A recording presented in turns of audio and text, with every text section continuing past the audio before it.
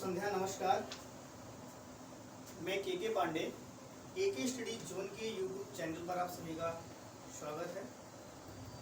Specially आज की class में हम 11th-12th के सिलेबस के बारे में बात करेंगे, खासकर एनसीईआरटी बेस। इसके पहले वीडियो में हम लोगों ने बेसिक कॉन्सेप्ट ऑफ साइंस और इसके बाद की वीडियो जो हमने बनाई थी बेसिक कॉन्सेप्ट ऑफ बायोलॉजी। इन दोनों के बारे में चर्चाएं हो चुकी है। खासकर ये 11th-12th के लिए बेसिक कॉन्सेप्ट ऑफ बायोलॉजी था, और बेसिक कॉन्सेप्ट ऑफ साइंस की अगर हम लोग बात करें तो 6 to 10th या 6 to 12th की बात कर सकते हैं। एक सामान्य जानकारी विज्ञान के बारे में क्या होनी चाहिए, और एक सामान्य जानकारी बायोलॉजी के बारे में, जीव विज्ञान के बारे में क्या होनी चाहिए, इन सब के बारे में हम लोग डिस्कस किए थे, कुछ चर्चा किए थे। स्पेशली आज की वीडियो में हम एनसीईआरटी बेस जो हमारा सिलेबस है, जो हमारा पाठ्यक्रम निर्धारित है, उसी पाठ्यक्रम पे, उसी सिलेबस पे हम लोग आज बात करेंगे। टोटल कक्षा 11 में एनसीईआरटी बेस टोटल 5 यूनिट हमें पढ़ना है। कितने यूनिट? 5 यूनिट। 5 यूनिट में करीब में एक यूनिट में 3 चैप्टर, 4 चैप्टर, 5 चैप्टर, 7 चैप्टर, इस तरह से चैप्टर्स डिवाइड किए गए हैं। लेकिन हम लोग सबसे पहले बात करेंगे कि कौन कौन से यूनिट पढ़ना है और उस यूनिट के अंतर्गत क्या पढ़ना है, उसके बारे में एक संक्षिप्त हम लोग चर्चा करते हैं। तो सबसे पहली बात यहाँ पे हम आप लोग हेडिंग देख पा रहे होंगे, सिलेबस बायोलॉजी क्लास 11th के लिए। इसमें सबसे पहले यूनिट हमको जो पढ़ना है, यूनिट फर्स्ट में हमें पढ़ना है सजीव जगत की विविधता। फर्स्ट यूनिट में हमें क्या पढ़ना है? सजीव जगत में विविधता। सजीव जगत में विविधता।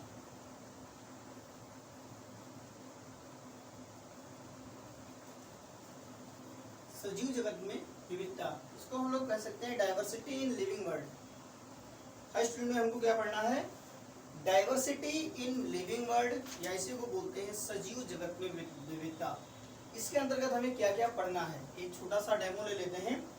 इसके अंतर्गत हमें पढ़ना होगा, पहली पॉइंट हमारी होगी सजीव जगत। पहली पॉइंट हमारी क्या होगी? सजीव जगत। सजीव जगत से तात्पर्य हो गया था लिविंग वर्ल्ड।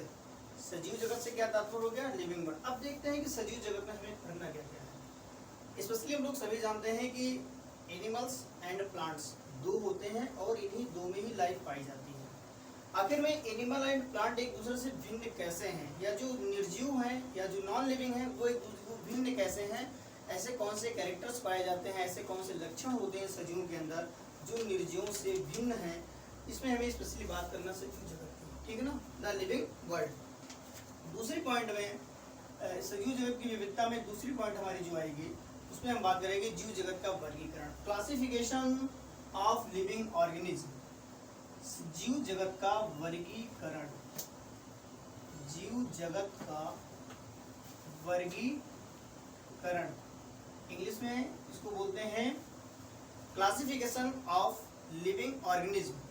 आखिर में जो जीव जगत है, हमारे जो सजीवों का संसार है, जिन सजीवों के संसार में स्पेशली एनिमल्स एंड प्लांट्स पाए जाते हैं, उनको कैसे बांटा जाए, उनका डिवाइडेशन कैसे किया जाए, और डिवाइडेशन से तात्पर्य हो गया कि कैसे उनका अध्ययन किया जाए। इन बहुत सारी बातों का अध्ययन हम लोग कहाँ पे करते हैं? जीव जगत का वर्गीकरण या क्लासिफिकेशन ऑफ लिविंग ऑर्गेनिज्म। तीसरी पॉइंट हमारा आएगा इसी में, ये दो जीव जगत का वर्गीकरण, एक ए होगा और एक दूसरा क्या होगा? बी होगा, जिसमें स्पेशली हम लोग बात करेंगे किसके?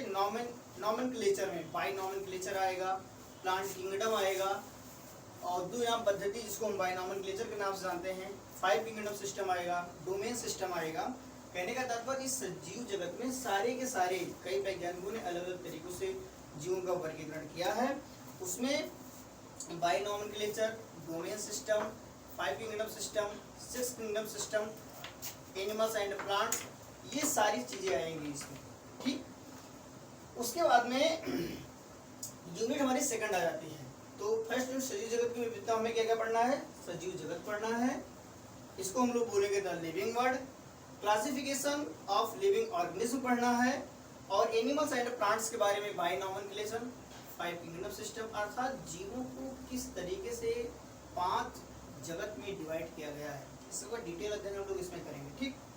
फिर सेकेंड यूनिट की अगर हम लोग बात करेंगे, यूनिट हमारी जो सेकंड होगी, सेकंड यूनिट होगा जंतुओं और पौधों की संरचनात्मक संघटना। जंतुओं और पौधों की संरचनात्मक संघटना। जंतुओं और पौधों की संरचनात्मक संघटना। जंतुओं और पौधों की संरचनात्मक संघटना, या हम कह सकते हैं इसमें कि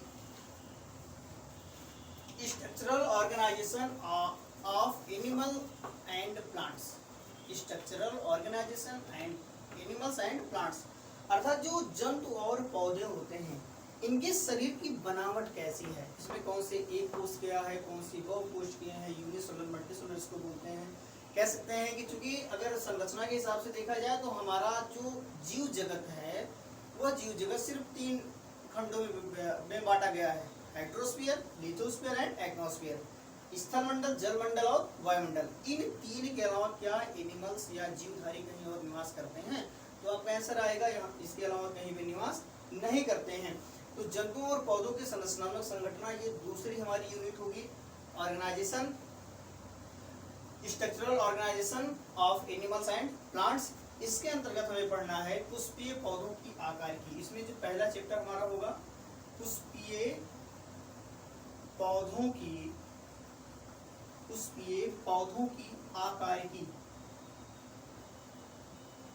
आकार की, ठीक, पुष्पीय पौधों की आकार की रूपांतरण कह सकते हैं, रूपांतरण। इंग्लिश में हम लोग इसको जानेंगे morphology of flowering plants. Morphology of flowering plants modification, पहला चैप्टर।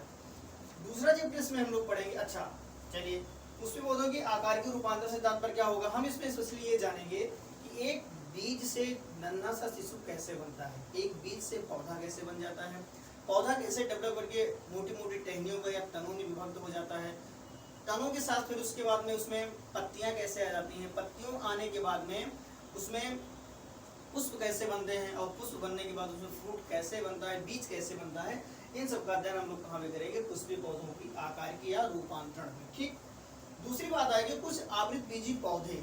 कुछ आवृत बीजी पौधे, आवृत बीजी से तात्पर्य होता है बेटा आवृत बीजी पौधे जो होते हैं, स्पेशली इसमें हम लोग बात करेंगे इसके बारे में, एंजियोस्पर्म के बारे में, मतलब ऐसे पौधे जिनके ऊपर कवर, जिनके बीज के ऊपर कवर पाया जाता है, उन सारे पौधों के बारे में हम लोग बात करेंगे, आवृत बीजी पौधों के बारे में, उनकी आकृति कैसे, उनकी मॉर्फोलॉजी कैसे है। तीसरा चैप्टर यहाँ पे हमारा आ जाएगा पुष्पीय पौधों की शारीरिकी। तीसरा, पुष्पीय पौधों की शारीरिकी। अच्छा देखो, जो प्लांट्स होते हैं क्रिप्टोगैमस एंड फेनेरोगैमस, मतलब non flowering plants and flowering plants, 2 तरीके से प्लांट का डिवाइडेशन किया गया है। तो इसके पहले हम लोग बात करेंगे कि पुष्पीय पौधों की आकार की रूपांतरण कैसा है, कुछ आवृत बीजी पौधों के बारे में हम लोग बात करेंगे। फिर जो तीसरा चैप्टर हमारा आएगा, तीसरे चैप्टर में आएगा पुष्पीय पौधों की शारीरिकी, कह सकते हैं एनाटॉमी ऑफ फ्लावरिंग प्लांट्स, इसके बारे में हम लोग तीसरे चैप्टर में पढ़ेंगे। और उसके बाद जो चौथा चैप्टर हमारा इसी में आएगा जंतु, और चूंकि जंतुओं के बारे में कुछ बात करना, अभी तो हम लोग प्लांट की बात कर रहे थे, लेकिन कुछ जंतुओं के बारे में भी बात करना है। तो जंतुओं की संरचनात्मक संघटना कैसी है, जंतुओं की संरचनात्मक संघटना। ठीक, जंतुओं की संरचनात्मक संघटना, ठीक ना, स्ट्रक्चरल ऑर्गेनाइजेशन इन एनिमल्स। जो जंतु होते हैं, जो एनिमल्स होते हैं, एनिमल्स के शरीर की संरचना कैसे बनी हुई है उसके बारे में हम लोग बात करेंगे इसमें चौथे चैप्टर में। तो फर्स्ट यूनिट में सजीव जगत की विविधता, दूसरे चैप्टर में जंतुओं और पौधों की संरचनात्मक संघटना, और तीसरे यूनिट की अगर हम बात करते हैं बेटा, तो तीसरे यूनिट में आपको पढ़ना होगा, थर्ड यूनिट में आप पढ़ेंगे, तीसरे यूनिट में आप पढ़ेंगे कोशिका संरचना तथा कार्य। तीसरी यूनिट में क्या पढ़ेंगे आप? कोशिका संरचना,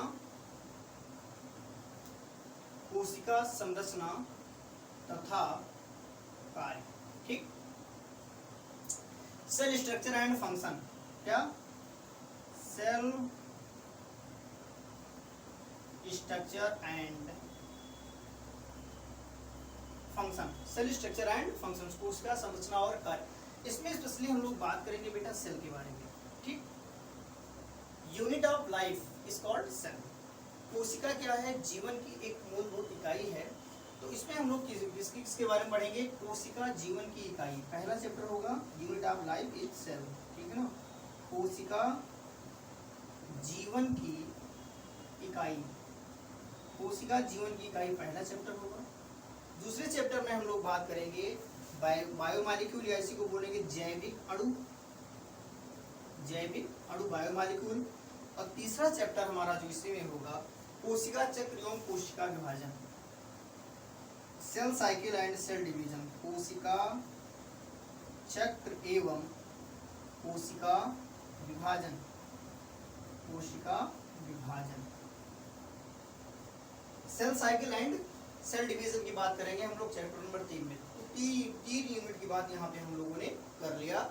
फर्स्ट यूनिट में सजीव जगत में विविधता, सेकंड यूनिट में जंतुओं और पौधों की संरचनात्मक संघटना, तीसरी यूनिट में कोशिका संरचना और कार्य के बारे में। चौथे यूनिट की अगर हम लोग बात करें यहाँ पे फोर्थ यूनिट, यूनिट फोर्थ होगा हमारा कहेगा प्लांट फिजियोलॉजी, पादप कार्य की, पादप कार्य की। ठीक, इसको बोलेंगे प्लांट फिजियोलॉजी, प्लांट फिजियोलॉजी, इसी को बोलते हैं हम लोग पादप कार्य की। प्लांट फिजियोलॉजी में स्पेशली पहला चैप्टर जो आएगा वो आएगा पौधों में परिवहन, ट्रांसपोर्ट इन प्लांट, पौधों में परिवहन। सेकेंड चैप्टर आएगा पौधों में खनिज पोषण, पौधों में खनिज पोषण। थर्ड चैप्टर इसी में आएगा बेटा पौधों में श्वसन, पौधों में श्वसन। और फोर्थ नंबर का चैप्टर इसी में आएगा उच्च पौधों में प्रकाश संश्लेषण। जो हायर प्लांट्स होते हैं उच्च पादपों में प्रकाश संश्लेषण कैसे होता है। ठीक। और पांचवा चैप्टर इसी में आएगा पादप वृद्धि एवं परिवर्धन, पादप वृद्धि एवं परिवर्धन। लिख देते हैं यहाँ पे पादप वृद्धि, पादप वृद्धि एवं परिवर्धन। और हल्का सा बात कर लेते हैं इनके बारे में। पहला चैप्टर आएगा बेटा पौधों में परिवहन, ट्रांसपोर्ट इन प्लांट। पौधों में जल का परिवहन कैसे होता है, खनिज तत्वों का परिवहन कैसे होता है, या हम यूं कह सकते हैं कि चूंकि पौधों के पास कोई विशेष मुंह तो है नहीं, जैसे हम आप मुंह से भोजन कर लेते हैं, तो पौधे जो पानी को ग्रहण करते हैं या जो खनिज तत्वों को लेते हैं या जो पोषक तत्वों से लेते हैं वो कहाँ से लेते हैं? मिट्टी से लेते हैं, मृदा से लेते हैं। तो उनका परिवहन कैसे होता है इसके बारे में हम लोग बात करेंगे इसमें। पौधों में खनिज पोषण कैसे होता है? जो मिनरल्स न्यूट्रिएंट्स लेते हैं जैसे आपका carbon, hydrogen, oxygen, nitrogen, sulphur, जो हम लोग खाद उर्वरक डालते हैं वो कैसे पौधों में पहुंचता है। पौधे श्वसन कैसे करते हैं, रेस्पिरेशन इन प्लांट्स, पौधे श्वसन कैसे करते हैं उसके बारे में बात करेंगे। और उच्च पौधों में प्रकाश संश्लेषण कैसे होता है। बहुत इंटरेस्टिंग टॉपिक हमारी है प्रकाश संश्लेषण की। और हर एग्जाम में, चाहे कोई कंपटीशन एग्जाम हो गया या चाहे आप मुझे लगता है 7th में भी प्रकाश संश्लेषण का नाम सुनते होंगे 6th क्लास में। तो प्रकाश संश्लेषण बहुत मोस्ट इंपॉर्टेंट चैप्टर भी है अपने आप में, बहुत अच्छा इंटरेस्टिंग टॉपिक भी है। और अगली बात करेंगे पादप वृद्धि एवं परिवर्धन। ठीक है, एक बार इसे हटा देते हैं। प्लांट ग्रोथ एंड डेवलपमेंट, मतलब प्लांट वृद्धि कैसे करता है और प्लांट डेवलपमेंट कैसे करता है, अर्थात उसकी आकार, उसकी मोटाई, उसकी लंबाई, चौड़ाई, ये सारी चीज कैसे बढ़ती है। इसमें स्पेशली हम लोग बात करेंगे बेटा प्लांट हार्मोन्स के बारे में, खासकर ऑक्सिन हो गया, जिबरेलिन हो गया, साइटोकाइनिन हो गया, इन सारे हार्मोन्स के बारे में हम लोग बात करेंगे चैप्टर नंबर 5 में। यहाँ तो 4 यूनिट तो की बात हो गई। अब 5वीं यूनिट की हम लोग जब बात करेंगे तो 5वीं यूनिट में है ह्यूमन फिजियोलॉजी। अभी तक आपने यहाँ जो चौथी यूनिट में क्या देखा, चौथी यूनिट में आपने देखा पादप कार्यकी या प्लांट फिजियोलॉजी। अब आप 5वीं यूनिट में क्या क्या बात करेंगे, ह्यूमन फिजियोलॉजी की। ह्यूमन फिजियोलॉजी, ठीक, इसको बोलते हैं हिंदी में हम लोग इसको बोलते हैं मानव कार्यकी। मानव कार्यकी, पहले तो हम लोग कार्यकी का मतलब समझ लेते, क्योंकि प्लांट में भी आया और एनिमल्स में भी आया। देखो जहां भी कार्यकी शब्द आ गया, कार्यकी से तात्पर्य हो गया बेटा जितने भी मेटाबॉलिक एक्टिविटीज, वो चाहे डाइजेशन, रेस्पिरेशन, एक्सक्रीटरी सिस्टम, ठीक, या हमारा हो गया आपका कंट्रोल एंड कोऑर्डिनेशन, जितनी भी क्रियाएं करते हैं वो सारी की सारी क्रिया हम लोग कहाँ पढ़ते हैं, मानव की कार्यकी में। हम भोजन कैसे करते हैं, हम सांस कैसे लेते हैं, हम कैसे चलते हैं, ठीक, इन सारी चीज़ों का अध्ययन ह्यूमन फिजियोलॉजी की बात करेगा। और पादप कार्यकी में पौधे अपना भोजन कैसे बनाते हैं, वो कैसे सांस लेते हैं, उनमें भोजन का परिवहन कैसे होता है, वो जल को कैसे प्राप्त करते हैं, इन सारी बातों का अध्ययन कहाँ पे करते हैं, पादप कार्यकी में। कार्यकी से तात्पर्य क्या हो गया, जो भी हमारी मेटाबॉलिक एक्टिविटीज हैं उन सब का अध्ययन फिजियोलॉजी या कार्यकी कहलाएगा, ठीक। तो मानव कार्यकी में सबसे पहली बात वही आ जाएगी हमारी, क्या ह्यूमन फिजियोलॉजी में आएगा पाचन एवं अवशोषण। क्या आएगा, पाचन एवं अवशोषण। पाचन एवं अवशोषण, डाइजेशन एंड एब्जॉर्प्शन। देखो समझिए इस चीज को, आखिर में हम भोजन को कैसे खाते हैं, भोजन को कैसे पचाते हैं, और हमारी बॉडी किन किन पोषक तत्वों को एब्जॉर्ब करती है और हमें ऊर्जा कहाँ से प्राप्त होती है, इन सारी बातों का अध्ययन हम लोग कहाँ करेंगे, पाचन एवं अवशोषण में।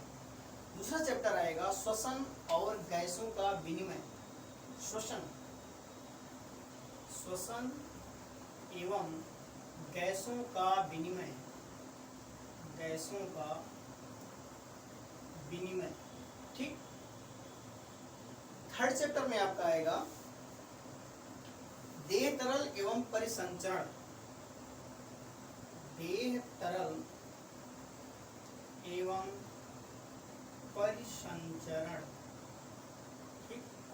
फोर्थ चैप्टर में हमारा आ जाएगा उत्सर्जित उत्पाद एवं निष्कासन।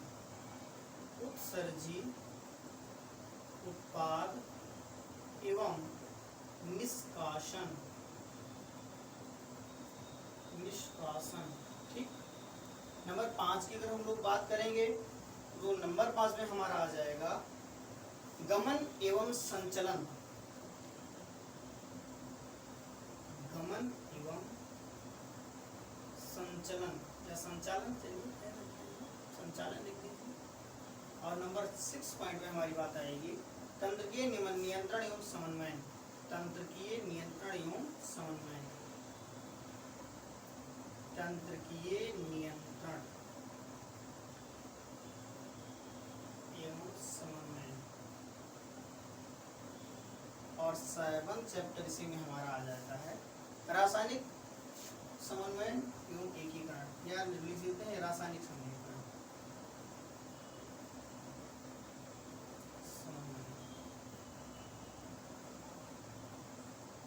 समन्वय, ठीक। ये 7 चैप्टर हमें स्पेशली ह्यूमन फिजियोलॉजी के बारे में बात, क्योंकि भाई ह्यूमन फिजियोलॉजी अपने बारे में, आपके बारे में हम लोग बात करेंगे, ह्यूमन की बात करेंगे। ह्यूमन भोजन को कैसे करता है, तो एक एक चीज को थोड़ा थोड़ा समझ लेते हैं। पाचन एवं अवशोषण की बात आएगी, digestion and absorption.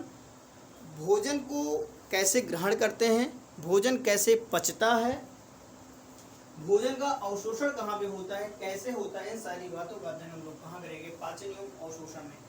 Second chapter श्वसन एवं गैसों का विनिमय, ठीक। रेस्पिरेशन एंड गैसेस एक्सचेंज, ठीक।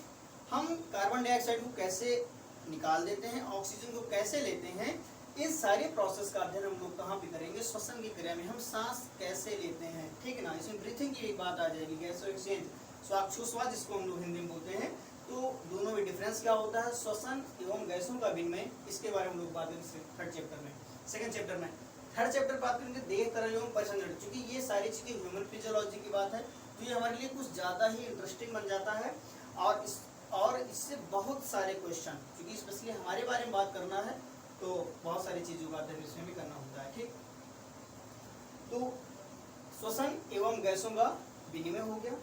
देह तरल एवं परिसंचरण, देह तरल से तात्पर्य क्या हो गया, ठीक है ना, बॉडी फ्लूइड। ठीक, शरीर में तरल पदार्थ क्या है और उसका परिसंचरण, उसका सर्कुलेशन कैसे होता है, अर्थात ब्लड सर्कुलेशन के बारे में बात करेंगे। इसके बारे में हम थर्ड चैप्टर में देह तरल एवं परिसंचरण के बारे में।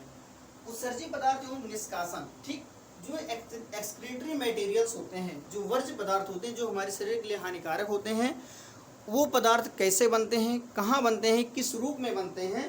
तो रासायनिक पदार्थों, उत्सर्जी पदार्थों का बनना और उन उत्सर्जी पदार्थों को शरीर से परित्याग कैसे किया जाता है उसके बारे में हम लोग बात करेंगे। उत्सर्जी, ठीक, लोकोमोशन एवं संचलन, आप देख रहे हैं ना, हम एक स्थान से मूवमेंट करते हैं या हमारी उंगली देखो ऐसे से चलती है, ठीक, हाथ ऐसे हो जाता है, ठीक, ऐसे हो जाता है। तो हमारी बॉडी में जो मूवमेंट है वो कहाँ से आता है और हम लोकोमोशन कैसे करते हैं, गमन कैसे करते हैं, उसके बारे में हम लोग बात करेंगे चैप्टर नंबर 5 में। स्पेशली हम लोग नर्व सिस्टम की बात करेंगे। उसके बाद में तंत्रिकीय नियंत्रण एवं समन्वय की बात आ जाएगी। तो हमारा जो कंट्रोल एंड कोऑर्डिनेशन में, खासकर जो हमारी तंत्रिका कोशिका है, हमारी तंत्रिका कोशिका शरीर से नियंत्रण कैसे करती है और समन्वय से तात्पर्य कैसे समझौता करती है, हमें कहाँ पे कैसे क्या करना है, इन सब के बारे में बात करेंगे, तंत्रिकीय नियंत्रण और समन्वय के बारे में। अगला जो रासायनिक समन्वय की बात आएगी, इसमें स्पेशली हम लोग पढ़ेंगे इसके बारे में हार्मोन्स। हार्मोन्स से तात्पर्य होता है एक्साइटेड सब्सटेंस, क्योंकि हार्मोन्स ऐसे पदार्थ होते हैं जो हमारे शरीर, जिनको हम उत्तेजित करने वाले पदार्थ, हमें गुस्सा कैसे आ जाता है, हम क्रोध में क्या क्या कर डालते हैं, ठीक है ना, उन सारी चीजों के बारे में हम लोग अध्ययन करेंगे। इसके बारे में रासायनिक समन्वय के बारे में या हार्मोन्स के बारे में हम लोग अध्ययन करेंगे। ठीक, और एक चीज इसमें छूट जा रहा है, चलिए आप डाल देते हैं नंबर 8 में, रिप्रोडक्शन, जनन, रिप्रोडक्शन, जनन के बारे में बात करेंगे हम। देखिए, सभी जानते हो कि चाहे वो कोई एनिमल्स होगा चाहे कोई प्लांट्स होगा, पहले के जितने भी सजीव हैं, जितने भी लिविंग थिंग्स होते हैं, लिविंग बीइंग जितने होंगे, सारे लिविंग बीइंग अपने जैसे संतान उत्पन्न करने की प्रबल क्षमता रखते हैं। और वो चीज किसके अंतर्गत आएगा, हमारा रिप्रोडक्शन के अंतर्गत। कि एनिमल्स रिप्रोडक्शन कैसे करते हैं, ह्यूमन रिप्रोडक्शन कैसे करते हैं, या प्लांट्स कैसे रिप्रोडक्शन करते हैं। तो रिप्रोडक्शन से तात्पर्य हो गया, ये भी हमारी फिजियोलॉजी के अंतर्गत ही आएगी, जनन कैसे करते हैं। तो आज की वीडियो में हमने स्पेशली एक हल्का सा डेमो दिया है कि सिलेबस हमारा क्या है, हमें क्या क्या पढ़ना है। और ये बेटा हल्का फुल्का नहीं, एक बहुत लंबा सिलेबस है, लेकिन इसमें है कुछ नहीं। अगर पढ़ाई को एक तरीके से पढ़ा जाए, एक सलीके से पढ़ा जाए, एक सिस्टमेटिक तरीके से पढ़ा जाए, तो पढ़ाई जैसा आसान चीज़ कुछ है ही नहीं दुनिया में। मुझे ऐसा लगता है कि पढ़ाई सबसे ज़्यादा आसान है, लेकिन उसको एक तरीके से पढ़ा जाए। तो आज हम की वीडियो में हम स्पेशली 11th क्लास के बायोलॉजी के सिलेबस के बारे में डिस्कस किए हैं। कल की वीडियो में हम क्लास 12th के सिलेबस के बारे में डिस्कस करेंगे, और फिर इसके बाद में आपकी क्लास कंटिन्यू होगी 11th-12th की, खासकर बायोलॉजी की सारी वीडियोस पढ़ेगी। मैक्सिमम जितने भी चैप्टर्स हैं, सारे चैप्टर के वो भी टॉपिक वाइज हम वीडियो आपको देंगे। ठीक है, ओके, थैंक्स बेटा।